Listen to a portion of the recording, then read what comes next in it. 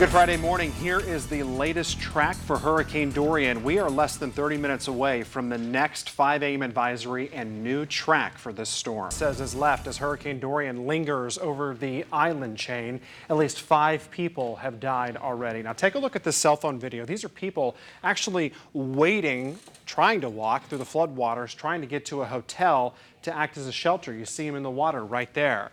And even 2-story homes are not even high enough to avoid the flooding. You can see water in this home rising over the stairs onto the 2nd floor. And people's attics are not safe either. Water splashing against roofs of several homes.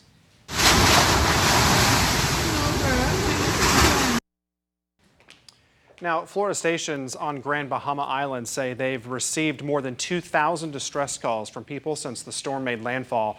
You can actually hear the powerful winds.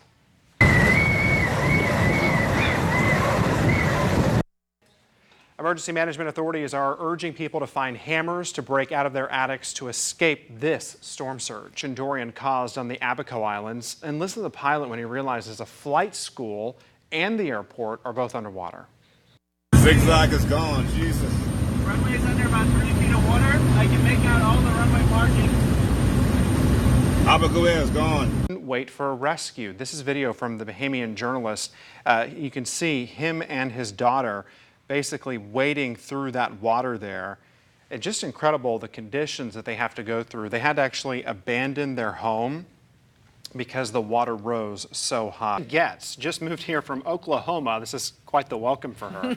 Well, this is her first hurricane season and she doesn't know what to expect if Dorian approaches her Cape Coral home. And there's a lot of you out there like this. She's following the latest information on the storm and getting advice on how to prepare.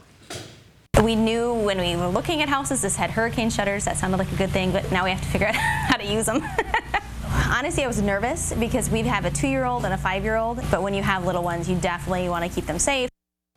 Getz says when it comes to facing her first hurricane, it's really about family and safety first. She'll decide if she'll ride out the storm or evacuate going back to Oklahoma. In Collier County, there are about 100 volunteers of all ages who take the time to help people connect with their loved ones when a natural disaster hits.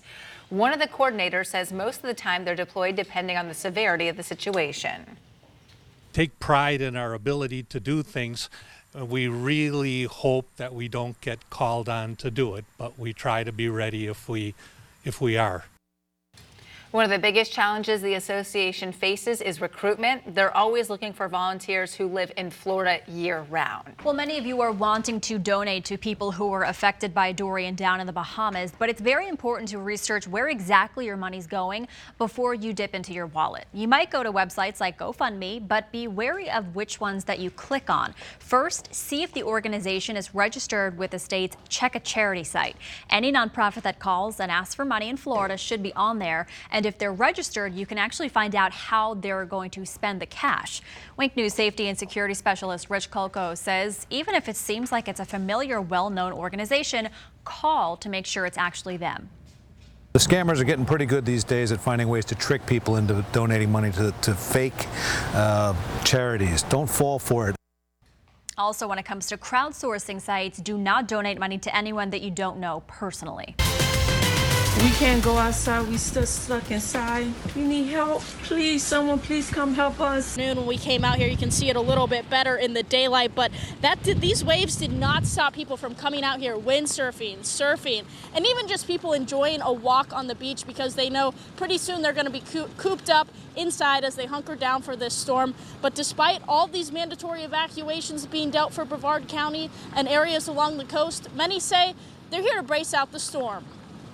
We have nothing going on, and if that hurricane turns up the coast, we'll get tropical depression winds and a little bit of storm surge, and still would not be something I would evacuate for. Like I said, the only reason I would evacuate with a 140-mile-plus storm and a direct hit somewhere between maybe Melbourne and here. At this hour, the death toll in the Bahamas, at least 20 people. We are in the midst of one of the greatest national crisis in our country's history. Right now, missions from the air to rescue any survivors. And today, more Bahamian families will reunite. Hang on in there. Let's see him up. A local relief project will send 100,000 meals straight to desperate families in need in the Bahamas. Today, new rates for your property taxes in our largest city, how your safety is a big expense, and the new $895 million budget. New at 5, just 8 weeks to go until Halloween. This morning, which police department actually wants to shut down the streets to keep your kids safe? Wake News is the weather authority. You are taking a look at the latest track of Hurricane Dorian. Wake News this morning will continue in just moments. Take the place of this old Circle K on Pine Island Road and Del Prado Boulevard. The gas station has been at this intersection for more than 3 decades, and now the owner wants to tear it down to make way for a new shopping center. Drivers who fill up here regularly are hoping for a change of plans. We have enough shopping malls and enough shopping plazas that have empty renters. It's kind of shocking because the store was like a landmark. And the owner of the gas station tells Wink the plans are still in the early stages, but he thinks a retail center of some sort would improve the intersection. There's also a 7-Eleven and a Wawa gas station across the street.